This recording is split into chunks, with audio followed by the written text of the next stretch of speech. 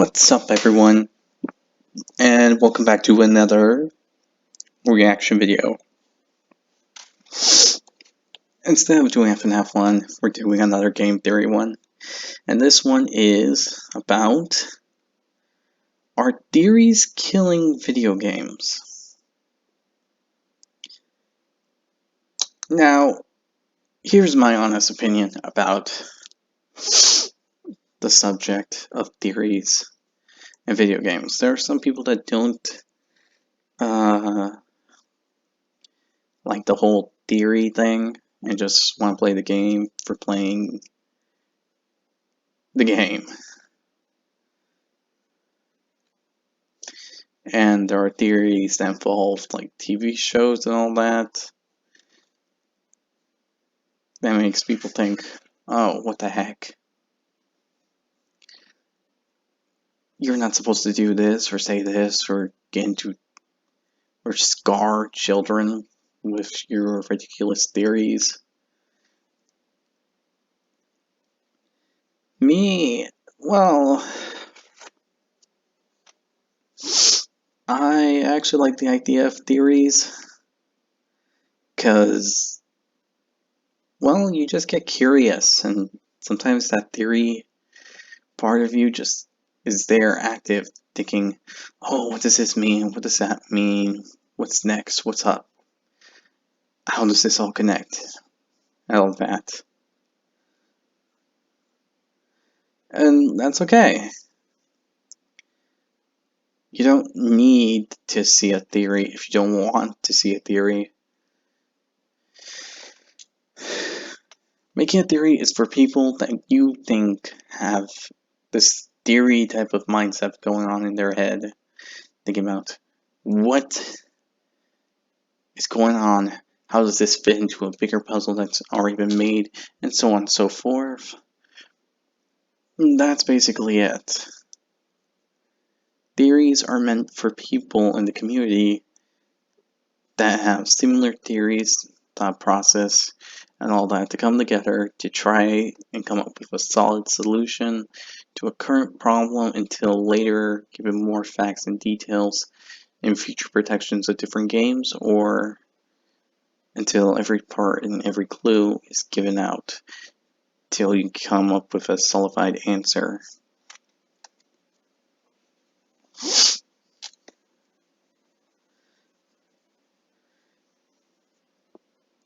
Can theories ruin things for people? Kind of. It can if you're really sensitive about the subject. But,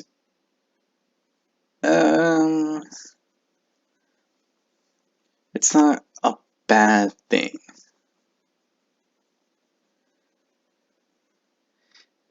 And especially when it comes to video games, it's not a bad thing. In a lot of video games, you're just trying to figure out the lore behind certain stuff. Like FNAF, we didn't have really much of a clue what's going on. And then people come together to try to solve the mystery of FNAF. And everyone got involved, everyone got theories, and all that. The only thing that makes it like personal is someone's theory correct or someone's theory wrong? And that's kind of okay. Everyone has their opinion to their own theory, and no one should really judge someone over something else. Like, seriously, there's people that believe Glitchtrap and William Afton, for example, are two different people.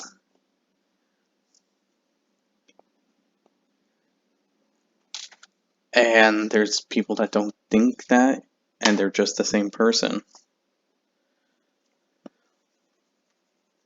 Cool, fine, whatever. It's just that. You have your theories, other people have their own.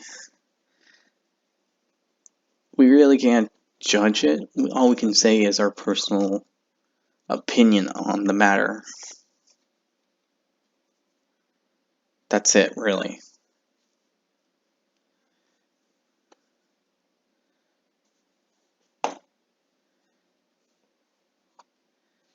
So, in the topic of this, overall, no, I don't think it's killing video games. It kind of actually makes it fun, to be honest. Like, there's certain mysteries that can't be solved, and you just thrive for the challenge. It's not a bad thing, it's sometimes not a good thing either. Depending on the theory, because some theories can get into uncomfortable situations. But yeah, it's not a bad thing. And with that said, tell me what you think about this whole subject itself. Do you think theories are killing video games?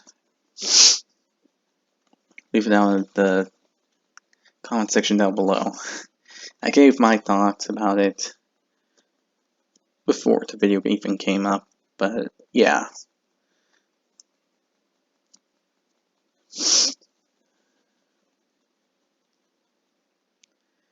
Anyway, the link to this video will be down in the description below. If you enjoyed this video, be sure to hit the like button down below. Also, be sure to hit the notification button to be notified immediately when a new video comes out. And finally, be sure to hit the subscribe button to be a part of the channel, support the video content, and so on and so forth. With all this said, once again, I hope you all enjoyed the video, and now let's get right on into it.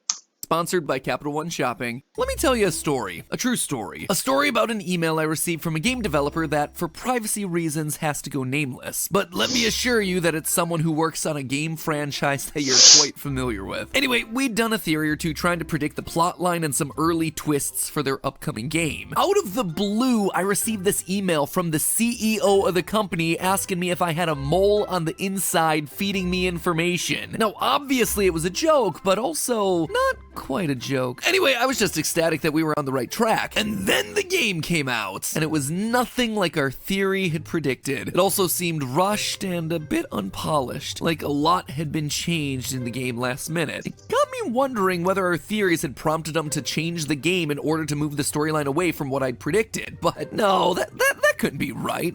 Are developers actually changing their games in response to fan theories? Well, friends, that's exactly what I aim to find out today.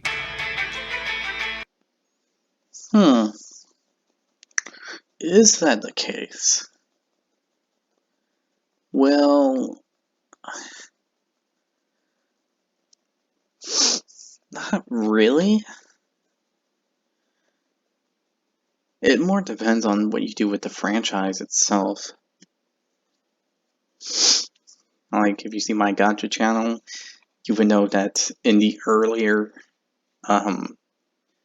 days, around when I started that channel, I made like a semi-theory / storyline saying that the Mega Pizzaplex was going to be burned to the ground.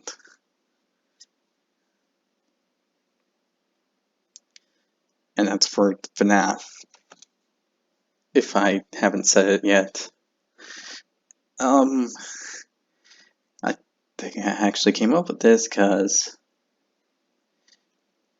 well, it would make sense. Burning the place down, it's kind of predictable, sadly. I mean, FNAF 6, we burned the pizzeria to the ground. And FNAF 3 burned the place to the ground. 4, it was going more into the lore section, like giving an explanation of certain events that happened.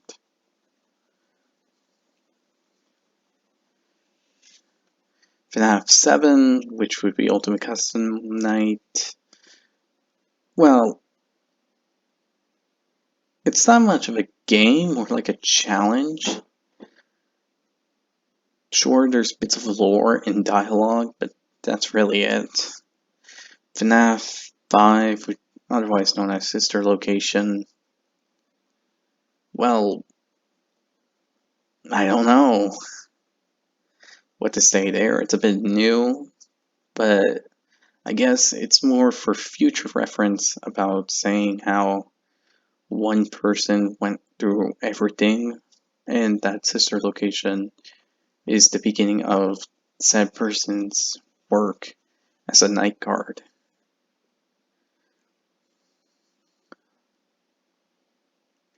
And map 2 was more talk about the Bite of 87 and other events happening around the time period.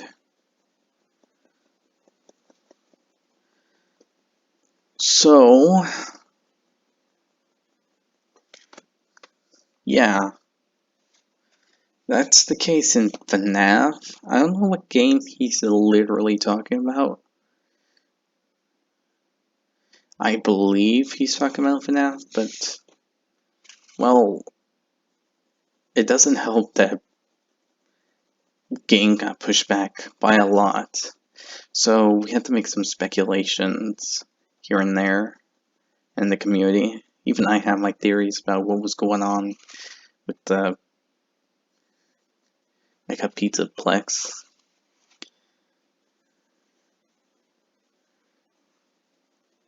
Earlier thoughts was, oh, William's back. He's gonna come back. He's gonna do this or do that. He's gonna work with Vanessa here and there. But she'll be like the main villain. Then as time went by, it kind of made it clear that something was gonna burn in some way, shape, or form. And let me say, I had that thought process and all that more than a year before Security Breach even came out. So yeah. Guess I was right. Two of the 6, I think. Let's see. 1, 2, 3, 4, 5, 6. Yeah, 6.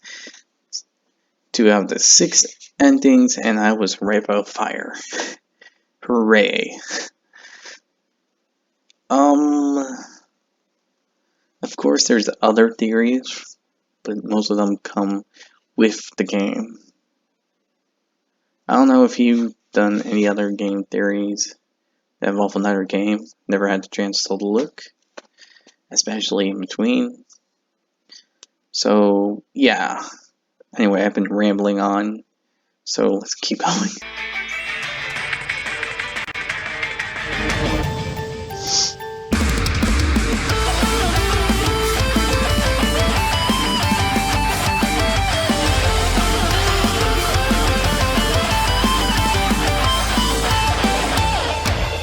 Hello, Internet! Welcome to Game Theory, the show that 60% of the time gets it right every time. Lately, and maybe it's just me, I've been seeing a lot of discussion around my role, this channel's role in the wider games industry. Obviously, I got that email that I mentioned in the cold open, but I also had this random conversation the other week with someone who said that getting a theory video made for your series is like landing a white whale. Let's just make sure that there are fewer harpoons there, Ahab. There's also been videos from creators like Dags and Sagan Hawks that explore the evolution of indie horror and our specific role in that. If you're lucky enough, you may get the Blessing of the God set as a game theory video on your story. In this era of post-FNAF indie horror, it can be really easy to want to chase that trend, filling your game with secret lore. But if it doesn't fit your concept, don't do it. Don't chase that game theory video. There's also meme material like this. Now, don't get me wrong, I don't bring all this up to be self-aggrandizing, like, oh, look at how important we are to the games industry.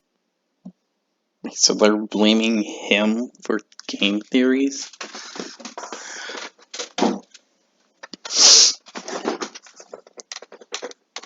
That's kind of dumb.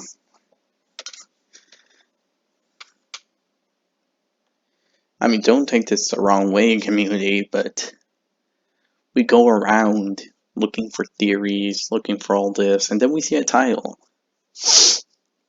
A simple title about a theory going on, about an upcoming game, an upcoming event, and all this and all that. Sure, we click on the video, but that's it. We choose to click it. It's not we're forced to click it. We're not tempted to click it. Well, tempted is actually a case in this, but still, we're not being forced. We're not being diverged into the game or anything of the.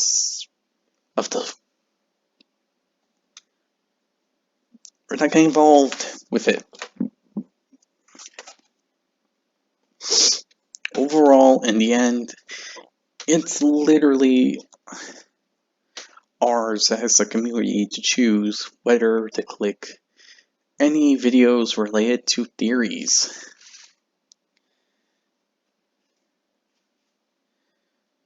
So we choose to click a video that came with a theory with a future game. Okay, did that. But it's literally our choice. We can choose not to see a theory. We can choose not to see a game theory, a video theory, a TV theory, any of that. We can choose not to do it.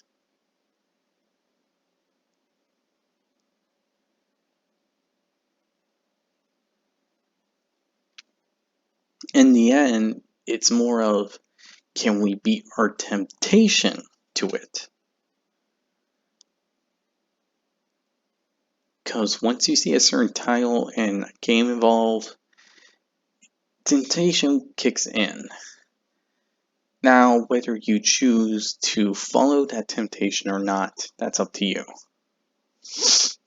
But in the end, seeing a theory is basically a your choice matter. I can't say for sure if a game developer goes around and just tries to change a game series or anything just because someone came up with an accurate theory to a coming game.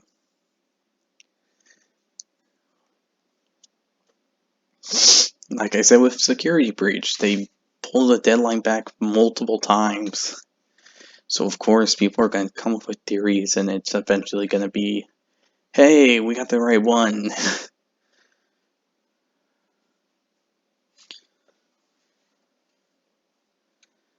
That's the situation. I understand that games take a long time to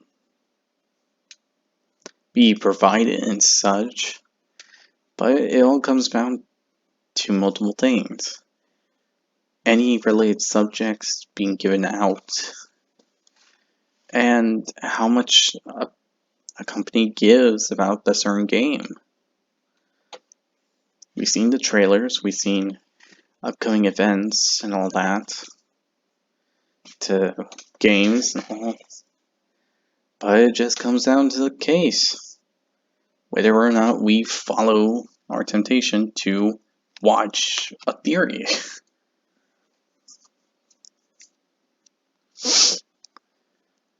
Am I saying game developers should rush their games? No, because I don't want to deal with another Sonic 06. I mean, don't take this wrong. If a Sega company had sees this, or any Sega related thing, but seriously, Sonic 06, not the best game. It's very glitchy and people have tried to fix it to a degree that it can be playable.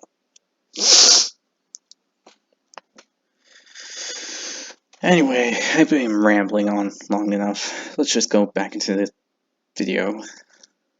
I bring all this up to question the assumption. Is this actually true? Is there evidence to suggest that games are changing themselves in response to theorists? Have we and other online theorists shaped the way that games are made and marketed? And has this sometimes resulted in worse games? Well, first and foremost, we know that we have a very strong impact on search results. Last May, during our video on the game Only Cans, I made a quick offhand joke about the 19-year-old meme Lemon Party. That new flavor's name, Lemon Party. By the way, do not Google that. Super random, right? But wouldn't you know it, off of that very brief mention, suddenly searches for the term Lemon Party hit their highest point in 5 years. And this is after we told you to not Google it. So do me a favor, don't hit that subscribe button, and absolutely do not leave a comment that has the word jump kick in it. Don't you dare, don't you even think about it. I will be so disappointed in you if you do. But that's just a search term. What about an actual game? Well, we dug around using Google Trends, which, if you're not familiar, tracks the volume of search traffic over time, data that can then be filtered by geographic region and search platform. So we started to look at games that the channel had covered in the past, starting with one from 4 years ago, the VR game Duck Season. If you don't remember this one, it had a cute animal mascot, a horrible family, dead kids, a 1980s aesthetic, and none of this is really helping narrow it down, is it? It was our Not really. Dead children games are like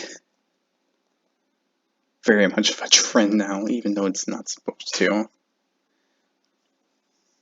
in that first video to reveal the identity of the murderous dog mascot behind it all. Just another normal day over here at Game Theory. That video is one of our best performing videos of all time with over 19 million views, so we stuck the term Duck Season into Google Trends, and wouldn't you know it, the timing of our video's release corresponded to the highest peak in search traffic ever for both YouTube and on the web in general. Other spikes in trends certainly seem to exist immediately after the game's release when Jacksepticeye, Corey X Kenshin, and others played the game, but in December of 2017, web search had dropped to 47% of the high. Then in January, immediately after our theory, 100%, all-time high of search traffic. If we get even more granular, you can see that the highest point from 12/1/2017 to 1/31/2018 is December 31st, the day after our video came out. We kept searching and we kept seeing the same thing over and over again. Mobile game Lily's Garden, video June 22nd, 2021, 100% Never seen that one, so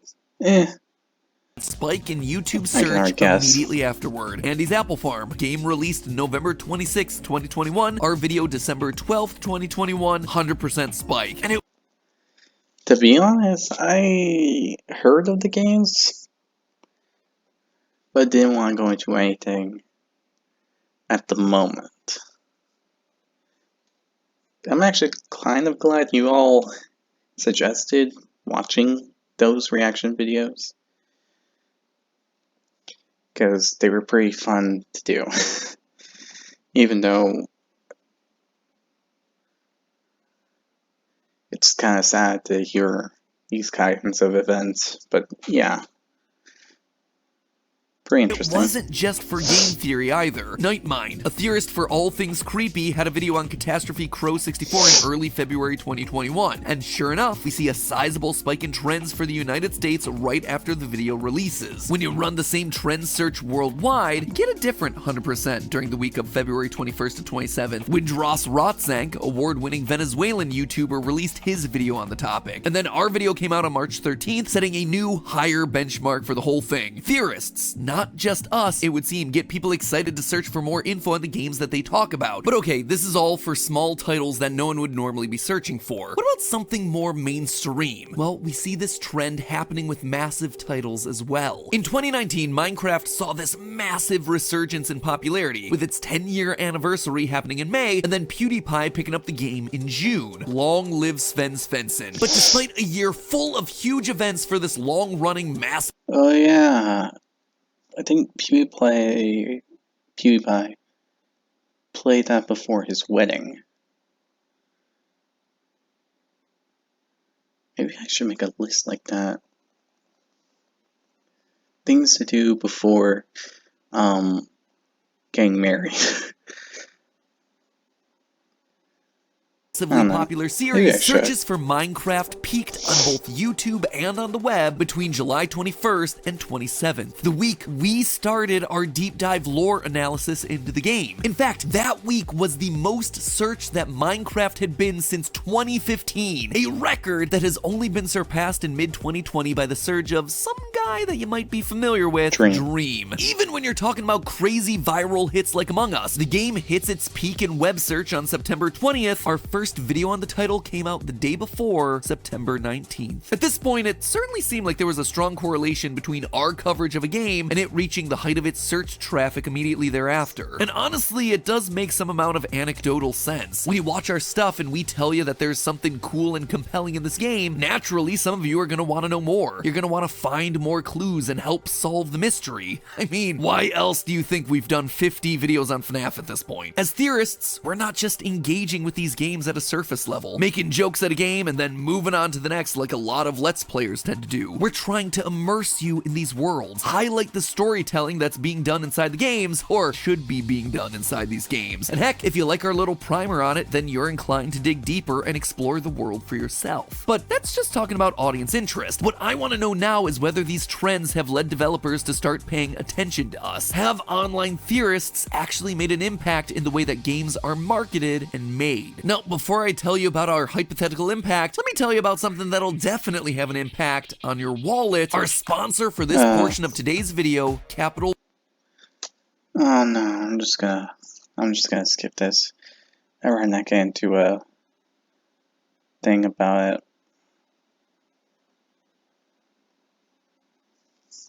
Great, now. Nope.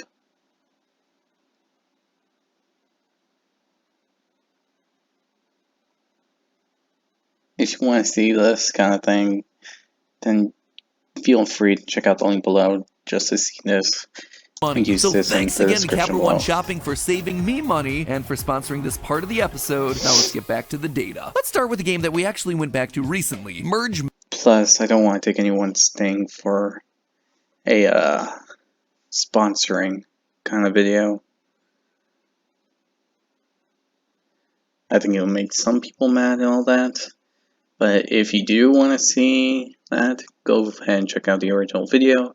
And if you're compelled and you didn't see the name or have anything that, like, you didn't hear it or anything as such, then go check out Capital One. Because I guess the promo code will help if you're shopping. Mansion. Anyway. Originally, we covered this mobile game's lore on October 24th, 2021. Concluding Didn't see it. that Grandma is a cold-blooded murderer in disguise. Shortly after our theory, The image kind of like gave it away anyway. Police car, and with what looks like blood on it.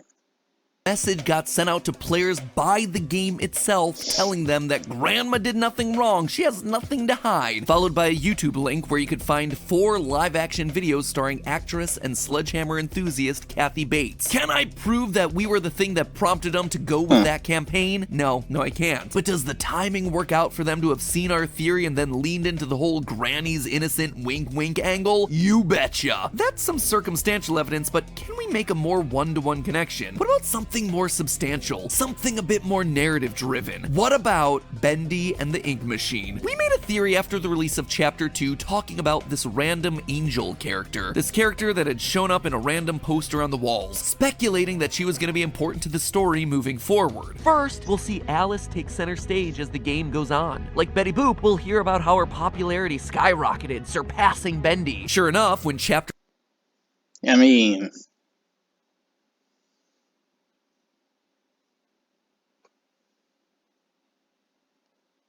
that's not much of a thing to go by. I mean, if someone just leaves it out like that, one would think that the character would be important. And with enough details and enough cluing, I guess, one can understand and come up with the idea of why. So, yeah. Not much of a thing to say that, like, they're ruining a game. Chapter 3 released 123 days after the video, the world was introduced to Alice Angel. She was front and center. Now, did we predict what the creators were gonna do with Alice all along, or did we somehow speak this new character into being? According to Mike Mood in an interview, we'd like to say we knew exactly what was gonna happen, but really at the end of the day, we knew the beginning and we knew the end of the game. Everything that happened in between was kind of developed as we went along. In Chapter 2, we had a poster of Alice Angel, and that was just one poster. There was nothing explaining what this character was. The fans just started doing fan art, they just fell in love with the character, and it made it really obvious that Chapter 3 should be about Alice Angel. that right there is pretty conclusive. Okay. Yeah. Yeah, okay, that makes sense.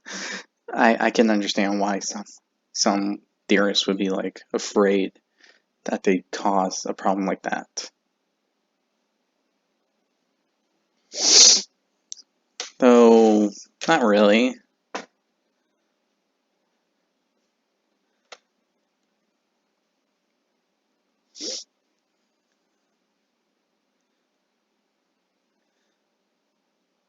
Because when you make a poster, it tends to stay within the trend.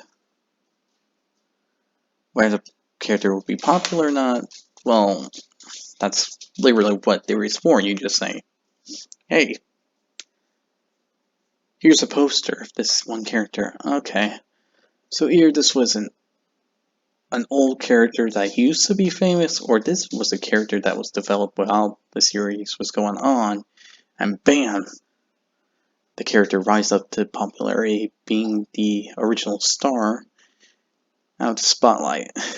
Metaphorically, that is. They literally took ideas from the fan community and used them to fill out their story, which, let me be clear, isn't a bad thing. It's awesome to listen to the fans and respond to the things that Exactly, this is kind of the case as well. Because some developers will have just this kind of style. They have a beginning idea, they have an end idea, and you're doing multiple chapters. There you go. It's just the in-between. And then when you hear all the people in the community talk about it, we can help them, they can help us, and we can all make it like a great game.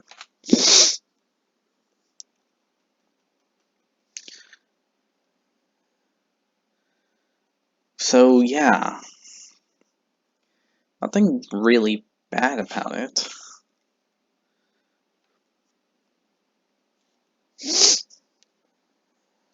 I mean, even we YouTubers actually go for you, the viewers, about recommendations for stuff. I ask for recommendations for any type of reaction video. Of course, I'm a little shaky on doing music reaction videos. Because I think it's pretty obvious why, but still.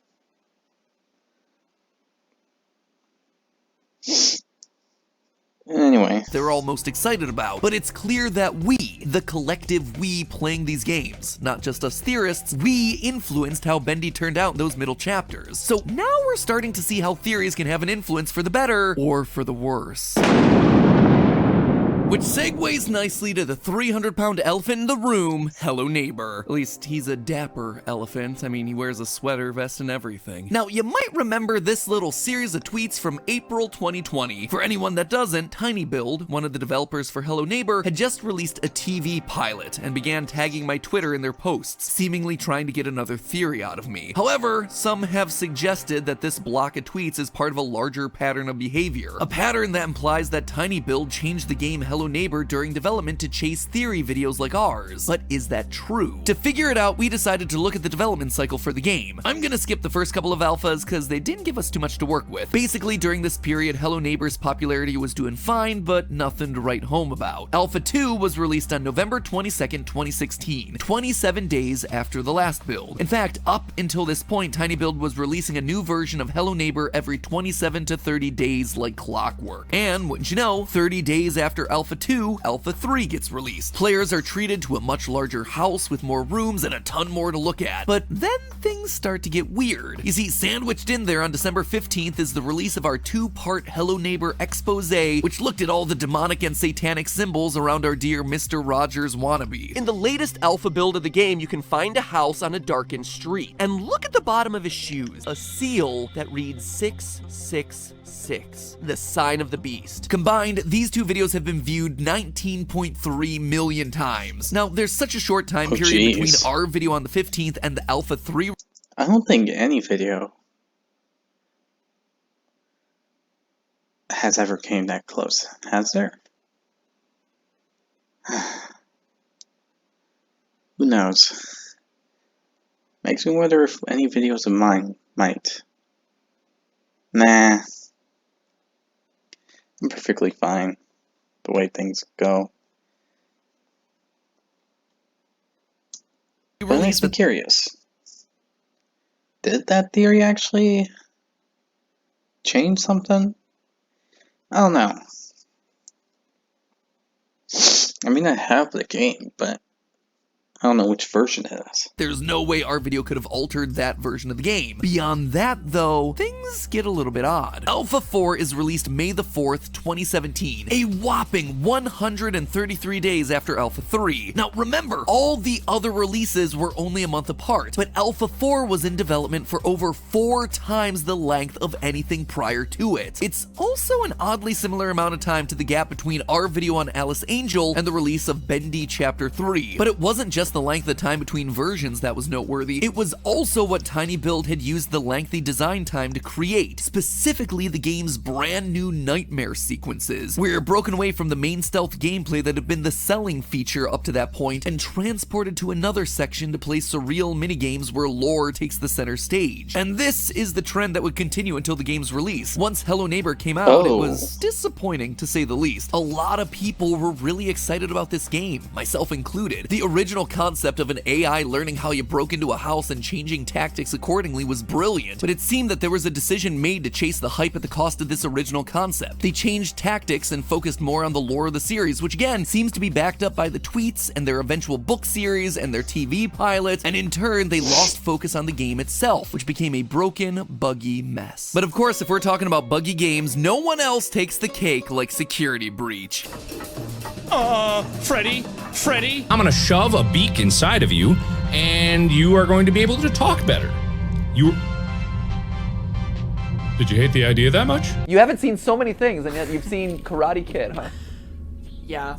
Oh, hey. Wait. Oh no, what happened? I fell through the wormhole, apparently. If you've watched my theories on the game, you'll know that I walked away confused and disappointed with the lore. It felt like the pieces didn't all quite fit together. Okay, yeah, fine. This is actually making me curious whether I should get the game or not.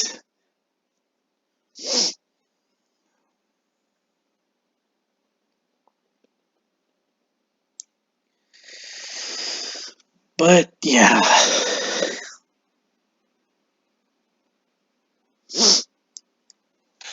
But given the fact that they keep, like, changing the game,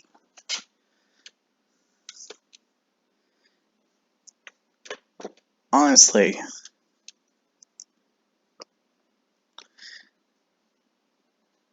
I don't think you can really blame anyone for that one.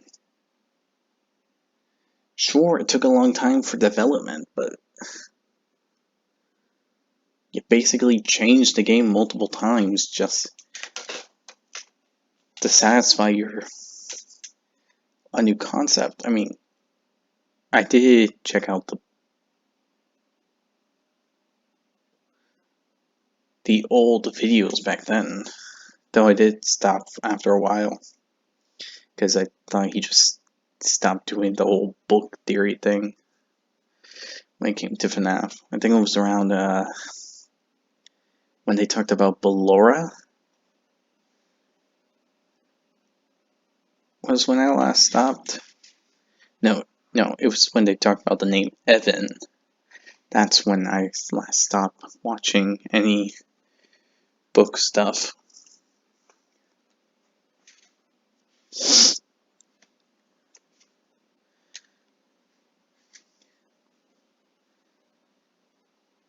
So yeah, you really can't blame us, the community and theorists, for it.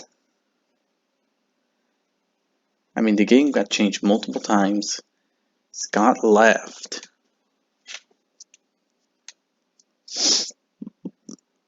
And so on and so forth.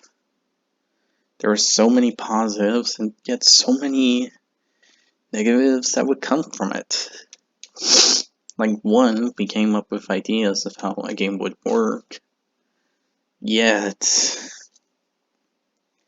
together. Just And now there's seeing a ton of this speculation stuff about whether or not happening. the game that we got was the game that was intended. And to be honest, I'm right there with ya. I get it. We released a video back in late 2020, right around when Security Breach was due to launch, but a few weeks later, the game was delayed. We did another theory in April of 2021 when the game was once again due to release, but shortly after, the game was once again delayed. Both of these videos were heavy on the predictions as to what the game was going to be about, so would it be that strange to believe that we may have gotten a bit too close? If you look at all the content that was cut from the game via channels like Tetrabit Gaming, you start to see elements of the original story start to poke through, like the fact that at one point in development there was such a thing called the Vanny meter, and as that Vanny meter got full, security guard Vanessa would disappear only to transform into the evil Vanny, something that we had actually theorized about a lot, but also something the final game was weirdly cagey about. Now, I can't necessarily say that I have solid proof that Security Breach changed things based on online theories, but Scott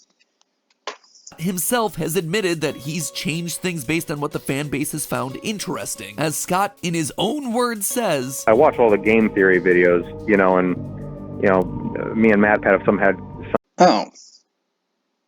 Oh. Okay, yeah, I can see the problem. Well, it doesn't really help that you made so many books, Scott.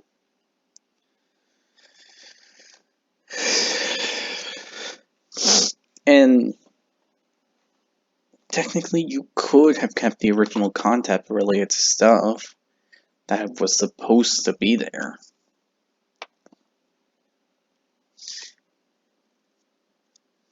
No one said you couldn't use it. Maybe change it a bit, but that's it.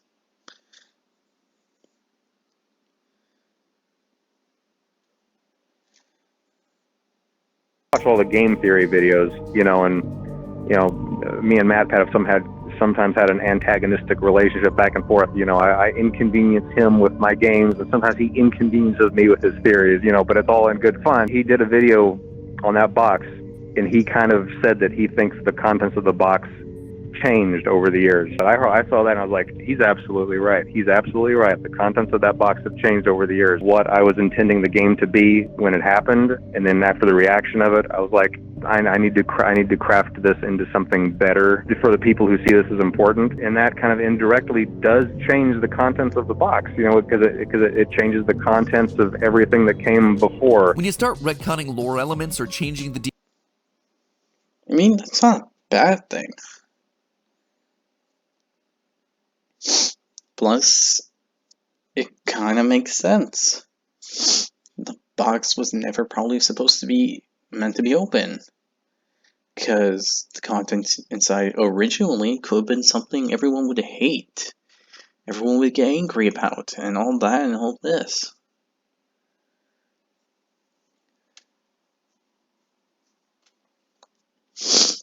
And it made Scott want to improve and all that. And that's how all these other games came. But it also came with the stuff relating to, okay, we're gonna try to put everything together so far, but leave stuff out for future games. Nothing wrong with that.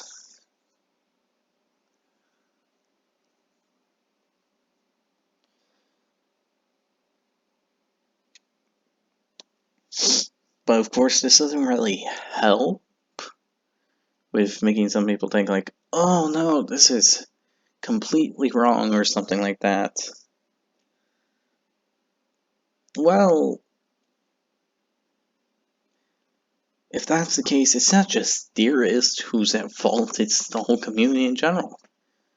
We all kind of made this happen in a way or form. Like, some of us got really interested in some of these theories, of course, but we kind of poked at the theory and expanded from it.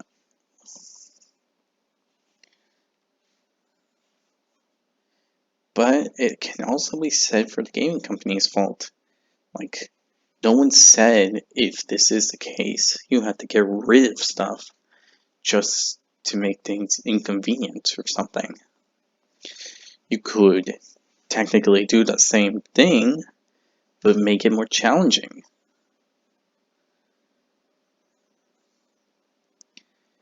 The thing I like about indie games, when it first started going, was it's a good game development, storyline, and lore. Like, there was not too much lore, it was well hidden, you had to solve it, you had to figure it out. There was good graphics, good gameplay stuff to make it really look wonderful. And the storyline makes sense. Of course, it takes time, but you're also supposed to not give, like, a ton of information related to the game. Maybe if you did, like, a demo, or even a small puzzle. That's all good and all that. And in the final development, there's more stuff than what the demo is about.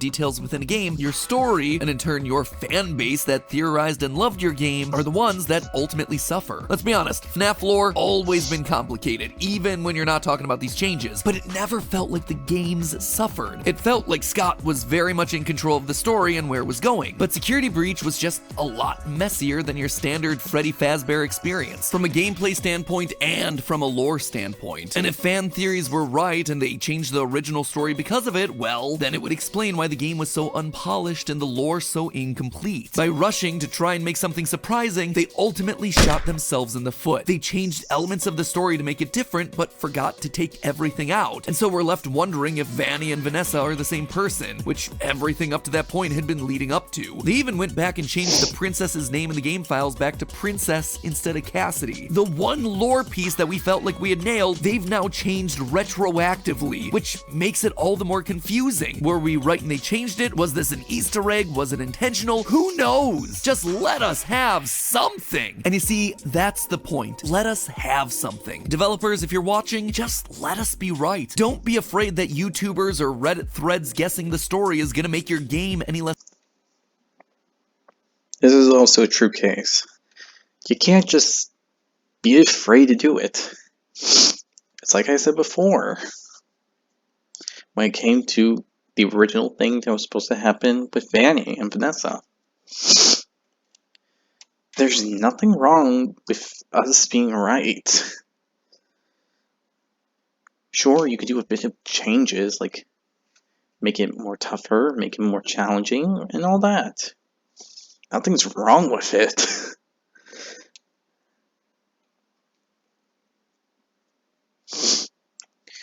And for Hello Neighbor, if what was said was true, you don't need to go so much into lore. Just a tiny bit at a time will just be fine.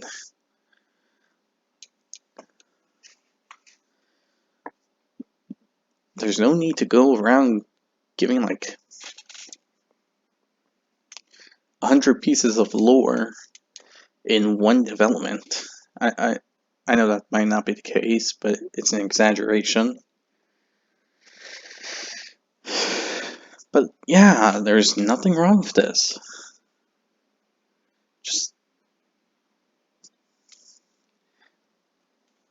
Just take your time, but also don't let us control the game completely.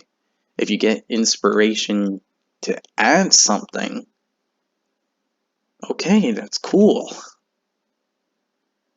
That's awesome. We helped you make the game better.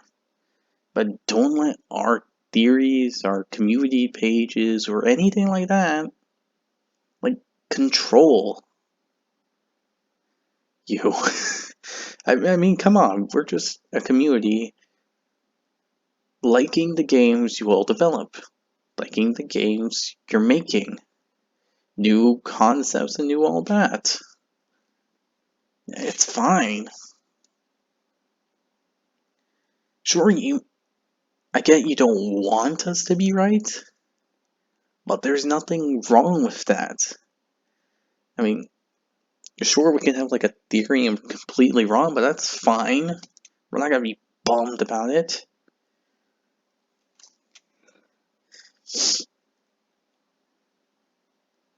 And if we're right, okay, we're right. We're cool. Forgot it.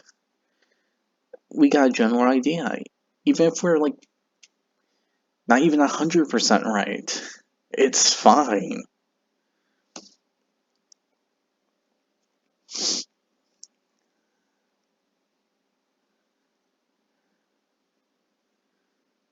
It all doesn't matter. We're just a community looking for good games to play, hoping for an amazing experience when it comes to playing set games, and so on and so forth. Nothing wrong with it.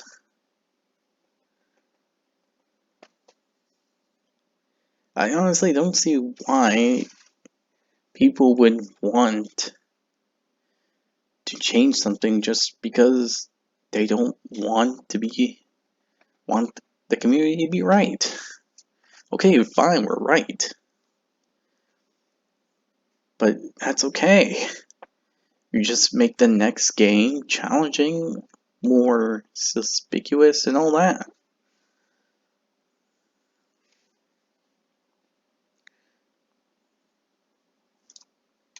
Less fun. If anything, it adds to the excitement for us theorists. When we get to that final boss and the twist is revealed and we realize that we had called it all along. That is way more satisfying than a half-finished game with a messy story meant to subvert our expectations. It means that congratulations, you laid out the clues in a sensible way that some very dedicated fans were able to follow and piece together. And hey, if and when we get stuff wrong, that's great too. We're okay with that. It just means that we have more to theorize about. In the end, don't sacrifice your game's integrity just trying to make us wrong in retrospect. I think Game of Thrones author George R.R. Martin said it best. You know, I have certain things that I'm laying clues for that there'll be revelations later. I did not see that coming. I'm actually shocked right now. I'm going my mouth's wide open. My eyes are as wide as they can be, being shocked, going oh, you're saying the same thing I just said. Huh. Later on, some people had put together those clues even as early as 1998 and are adding things together. What do I do with that? What do I do with that? These people have guessed the secret that I'm going to reveal in book 6. People have already guessed that here, and book 2 is just out. You really have two choices there. You can ignore it and proceed with your plan, despite the fact that some people know where you're going. Or you can get all panicky and say, oh my God, they figured it out. I can't let that be. I'll have to change it. I'll have to go in a different direction. And I think some writers do that. And I think that's always a mistake. Yeah. You know, if you've planned your book that the butler did it, and then you read an internet, someone has figured out that the butler did it, and you suddenly change in midstream and it was the chambermaid who did it, then you screw up the whole book, because you get this foreshadowing early on, and you've got these little clues you planted, now they're dead ends, and you have to introduce other clues, and you're retconning. It's a mess. We know developers recognize the impact reactions from fans and YouTubers have, and at times include extras in games for us to find, hoping for us to get excited about finding them. But too many games that started out in a really good place with a passionate team making something they love get a taste of that hype train and start changing things. Suddenly, they're trying to chase the train for just one more ride rather than staying the course. Obviously, we love great games with hidden lore, but not at the cost of everything else. We love when developers try and stretch themselves to achieve something special, but we don't want to see internet clout cause them to compromise their vision. Just make the game and the story that you want to make, the one you intend to make, because if it's well made and enjoyable, then we'll inevitably want to play it and talk about it. If we guess the story early, that's totally okay. Add some Easter eggs pointing to the next installment. If you get something wrong, that's okay too. And if you don't want to include any real lore at all, fine, I'll still be here, ready to claim that it's secretly a sequel to Earthbound anyway. Let them argue their theories, whether they're right, whether they're wrong, but I don't need to know about Yeah, I've that. seen that But hey, that's just a theory. A game theory. Thanks for watching.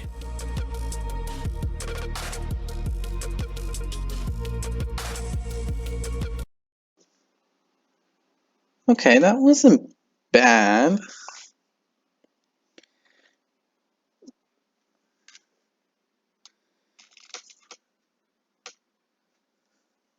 And it's like I said, as this video kept going.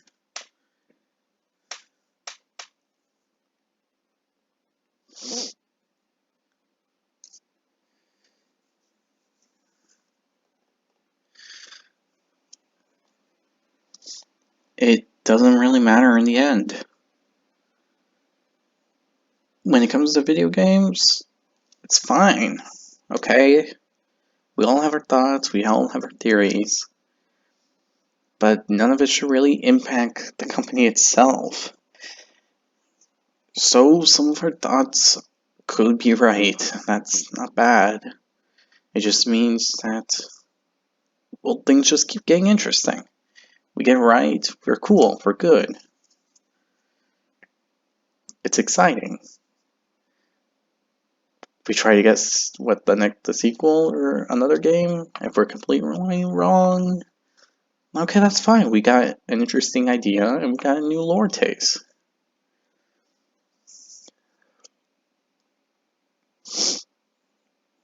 Doesn't really matter. In the concept of this, I don't really care. A good game is a good game, in my opinion. One person's comment about a game shouldn't really impact anything.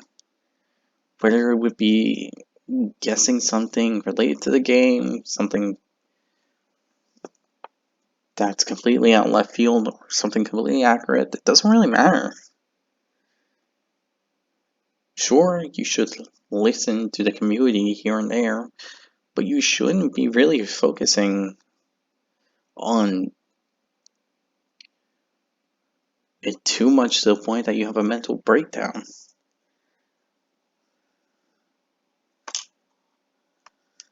And the guy was right. You can't really just go back and change the story multiple times.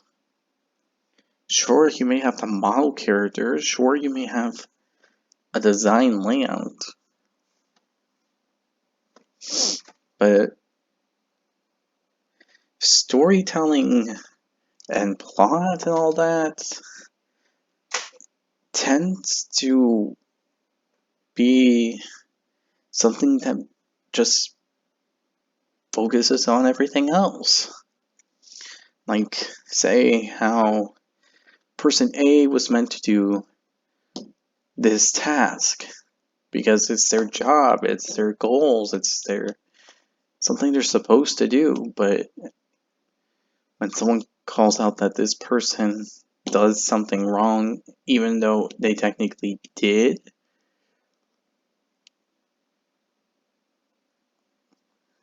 in secret, and it's not really mentioned, okay, fine, that's the case, but if you freak out and try to change the story, and try to make like someone like person Z, who is new and doesn't really have any true representational kind of stuff, Like, they're just like a new character just made in the last 5 minutes. The second you see this, you don't really have a general idea of what they do. They just are there, just trying to fit in. You get it? I don't know. It's hard to say.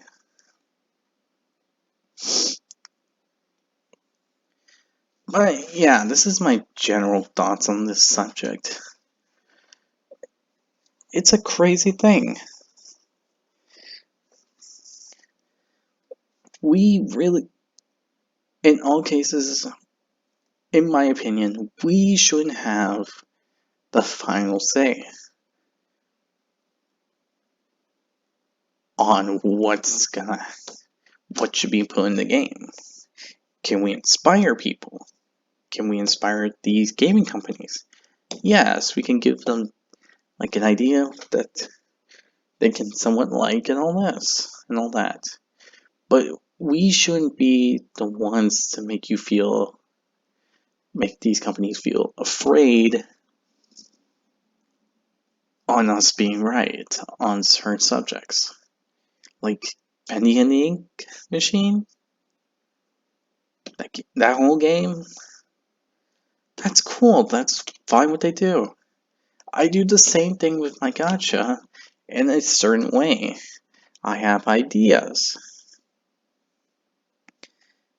Multiple people probably do the same thing too. They have ideas, people make comments, and we just work with it. I'm not the only one that does it. Everyone can do it too. It's not a bad thing. I know a lot of people that had some kind of thought process, plan process, and all this other stuff. But they managed to work stuff in.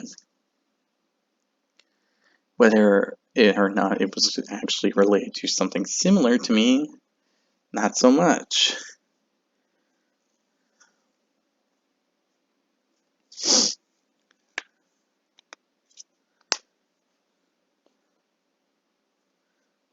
But overall, in the end of it all,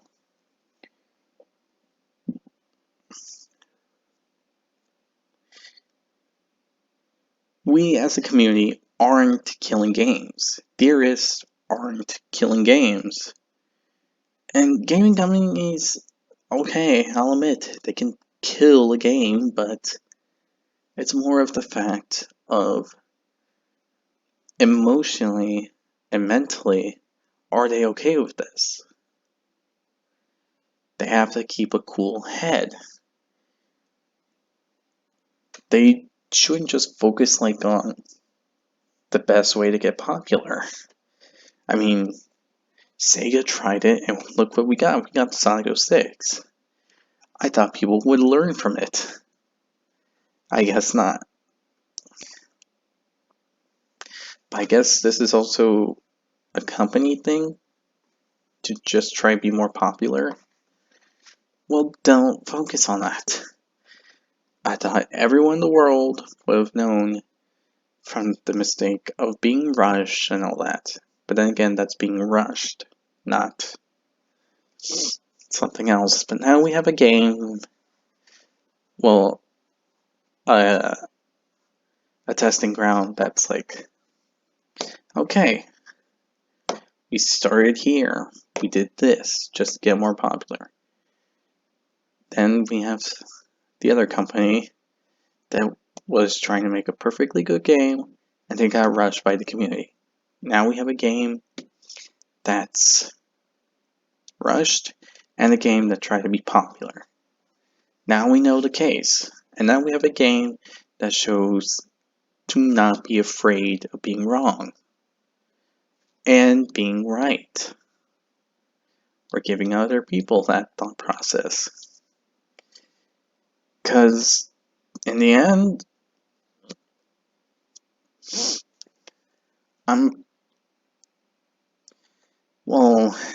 personally to me, in the end, feel free to take your time with a game, but don't be afraid that people are going to be right about certain stuff.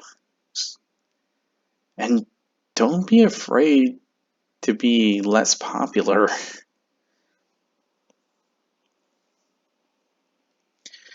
So your original idea doesn't work and it makes it not as popular as you want.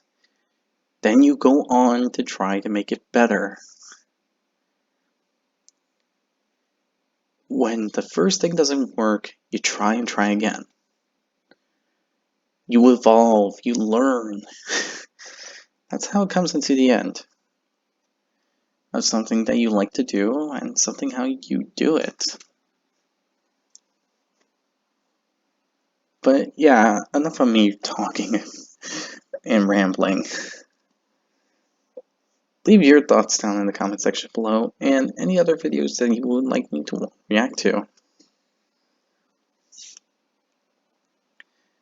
The link to this video will be down in the description below. If you enjoyed it, and I'm sorry about my rambling, but if you enjoy my rambling, then be sure to hit the like button down below.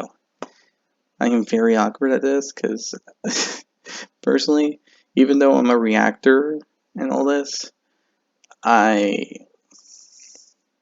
get very passionate when it comes to certain subjects.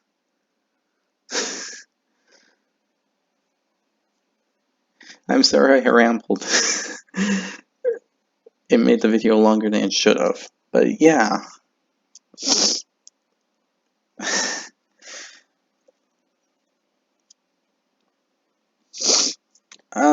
Be sure to hit the subscribe button as well to support the channel, support the video content, and so on and so forth.